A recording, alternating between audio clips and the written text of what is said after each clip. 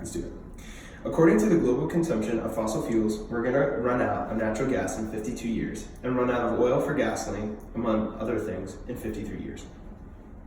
Most of you drive cars, and if you don't, you probably know someone who does. A lot of you probably live somewhere that either has natural gas powered heated water, or a dryer, or a stove. The vast majority of people in America are affected by fossil fuels. Fossil fuels are finite. As we use them up, they become harder to find, and unfortunately, the growth rate of our population vastly exceeds the rate that fossil fuels can replenish. Because of the rapidly increasing rate of depletion of fossil fuels and the adverse effect on the environment that they have, I think that everyone who is physically able should seek more eco-friendly methods of travel. Electric cars, carpooling with friends, only taking one car to places, biking, skateboards, electric skateboards, scooters, and etc. all have a far better effect on the environment than all petrol-fueled vehicles do. So here's a main point. Whether you realize it or not, the world is changing rapidly for the worse. Ocean levels are rising, the Earth is getting warmer, and we're running out of fossil fuels that power our homes and vehicles. Due to rapid population increase in the past few decades, the world is consuming far more fossil fuels, which power a vast majority of buildings and homes in our country and around the globe. Fossil fuels are finite. As we use them more quickly, it actually creates a double-edged sword of a problem. Methods like fracking for natural gas release greenhouse gases into the atmosphere that contribute to global warming and normally destroy the habitat that surrounds them. Oil mining rigs can also harm the environment around them, and if they dump into the ocean, the repercussions can be devastating. As you can see, this isn't a localized issue. This happens all over even our state. Each one of these yellow dots, represented on this graph that's not behind me now, but will be, represents a ruined habitat due to fracking. The more this happens, the more we destroy our atmosphere, our state's future, and our home.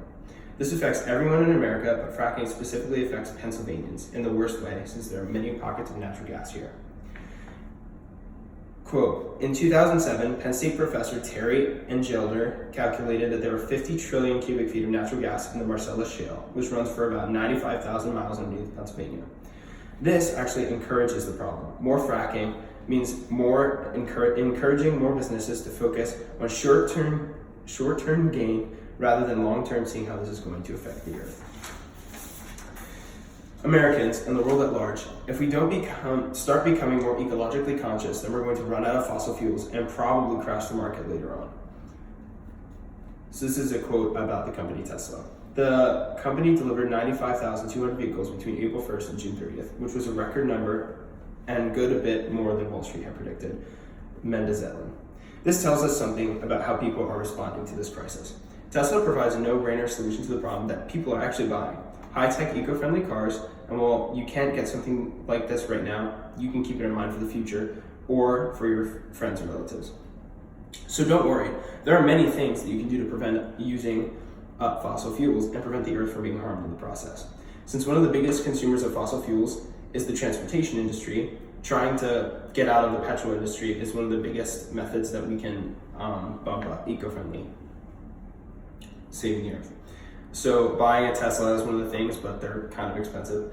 Transporting ourselves in different ways, especially as a large group, will help to cut down on demand for gasoline and other fossil fuels that are used in the production of modern fuels and liquids that are used by cars.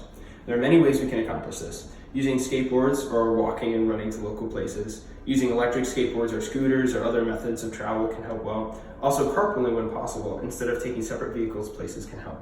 Convincing your relatives to buy eco-conscious vehicles when they're trying to make that decision is a really good step to take as well. Some other steps to avoid using fossil fuels for transportation, around class, moving around, using walking instead of driving your car from building to building is a really good way to do that as well. Next. So over time, as using non-petrol methods of transportation grab hold, the demand for far more modern solutions will start to arise. Due to demand, more eco-friendly methods of transport will come about, and the problem then will be ensuring that the production of these methods of travel don't consume too many fossil fuels. If no action is taken, in about 54 years, we'll be out of oil, and in 53, out of natural gas. Most houses will be out of a way to heat themselves, and most people won't be able to transport themselves in the way they want to. In conclusion, as you can see, switching to a more eco-friendly travel habits is big, and it's going to aid in the conservation of fossil fuels and